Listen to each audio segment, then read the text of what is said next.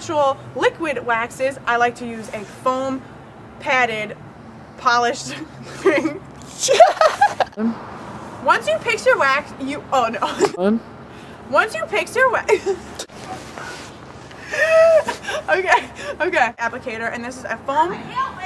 This is a foam synthetic applicator. And once you pick your wax, you have to pick your Once you pick your wax, what are you looking? Thicker wax because it. Once you pick your wax, you have to pick an applicator. Think about it like this. It easily picks up the wax out of the container and applies it to the paint of the car. This is a cloth mat applicator, which works better with sprays or natural waxes. Wait, but like why? This is a synthetic foam applicator and this is a cloth applicator. Keep going. The longevity of your paint. Why are you standing there? You're distracting me. Go across the street project? No. No, it's not your project.